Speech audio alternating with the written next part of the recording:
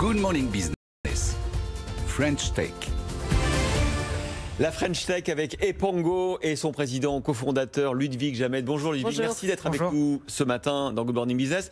Alors on va parler de votre business qui a 2 ans maintenant et qui marche bien. Vous venez de signer avec des grands noms comme Columbus Café et Yogurt Factory.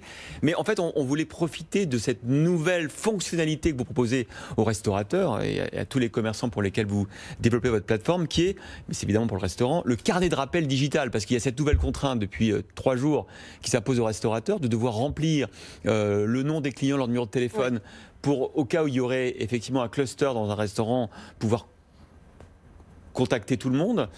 Vous avez intégré ça à votre plateforme? Oui, exactement. Dès le lundi, en fait, où on a appris que les mesures se durcissaient, aussi contraignant et fastidieux soit-il au niveau du carnet de rappel, on a tout de suite essayé de proposer, en fait, de tweaker un peu notre produit pour apporter une solution directe à nos restaurateurs. Et donc l'idée, nous à la base, on prenait entre guillemets que le point de contact qui était le numéro de téléphone pour en fait créer une base client. Faire des campagnes marketing, par exemple. Exactement. Et en fait, l'idée, c'était d'ajouter le nom et prénom, tout en étant RGPD compliant, et de dire voilà, si jamais vous n'avez pas envie de tenir un cahier avec un stylo, c'est déjà assez contraignant au niveau du rush le midi, et ben en fait, la petite tablette qui est au comptoir permet en fait de faire office de carnet de rappel.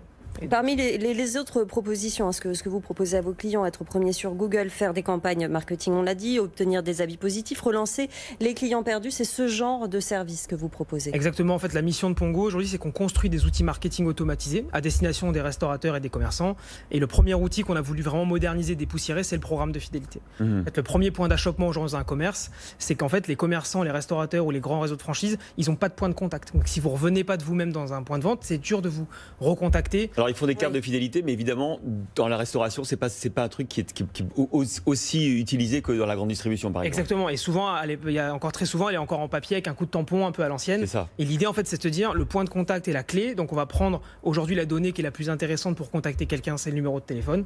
C'est un identifiant unique que personne ne change, en plus, enfin, plus personne ne change. Et c'est la seule information que vous demandez aux clients, c'est leur numéro de téléphone. Alors après, on est capable de créer des parcours CRM qui sont au niveau, quand on vous reconnaît, la tablette est assez intelligente pour vous dire au fait quel est votre prénom, etc. Pour qu'à la fin, en fait, les campagnes soient de plus en plus efficaces. Et ce qui est intéressant, c'est que le SMS par rapport aux autres canaux, c'est 100% d'ouverture dans les 10 premières minutes, et c'est entre 8 et 15% de retour à J+7. Donc c'est tout de suite du C additionnel pour un commerçant. Alors, je vais vous challenger un petit peu, parce que quand j'ai regardé le dossier pour le préparer, je me suis dit, mais c'est bien, mais alors allez, donner son numéro de téléphone, aller sur une tablette, toucher donc des objets, est-ce qu'il n'y avait pas des moyens sans contact d'avoir les coordonnées des gens, par exemple, est-ce qu'on ne peut pas envoyer par Bluetooth sa fiche contact, comment ça se passe? Si, bien sûr, on a 2 solutions. On a une solution QR code aussi qui permet en fait d'être totalement, on va dire, Covid-free.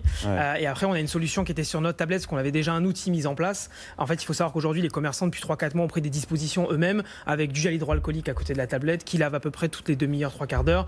Et à côté de ça, les gens même aussi peuvent se laver les mains après et avant d'avoir utilisé notre tablette. Vous aidez vous récoltez des données clients avec derrière une obligation de les protéger. Comment vous vous y prenez? Exactement. Aujourd'hui, là, il y a une obligation légale par rapport au carnet de rappel qui, en fait, qu'il faut supprimer les données au bout de 14 jours.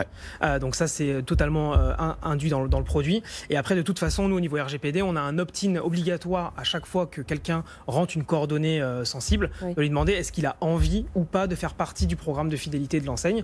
Et donc, s'il met oui, il est tout de suite capable de recevoir des campagnes marketing. À tout moment, il pourra mettre stop SMS comme c'est indiqué dans la loi, et s'il n'a plus envie d'en recevoir. Et à tout moment, il peut aussi refuser de rentrer dans ce programme de fidélité. Alors, c'est la fidélisation, c'est très important avec ce chiffre-là. 20% des clients d'un commerce représentent 80% de son chiffre d'affaires en général. C'est une moyenne. Ouais, c'est souvent un peu la loi des 80-20, où en fait, c'est vraiment vos meilleurs clients, et le fait qu'en fait, de les faire revenir de plus en plus souvent qui fait qu'aujourd'hui, les commerçants perdurent. Aujourd'hui, on enfonce une porte ouverte, mais ça coûte beaucoup moins cher, marketingment parlant, et au niveau du commerce, de faire revenir les gens plus souvent que d'aller toujours faire la course à l'acquisition. 600 clients au total, énormément de restaurateurs, une majorité de restaurateurs, mais vous disiez tout à l'heure, vous aviez aussi des barbiers, des coiffeurs, ce genre de clients. Exactement, on s'ouvre de plus en plus à d'autres verticales, et ça va être la prochaine étape. On a focus au début sur la restauration et la restauration rapide, et maintenant on a de plus en plus, dans le secteur de la beauté notamment, des barbiers, des coiffeurs, des ongleries. Dès qu'il y a un petit peu finalement de fréquence de visite un peu élevée, on arrive à travailler avec eux. Voilà, Pongo, vous aviez levé l'an dernier 400 000 euros de fonds. Ludwig Jamet, merci d'avoir été avec nous ce matin dans Good Morning. Merci à vous.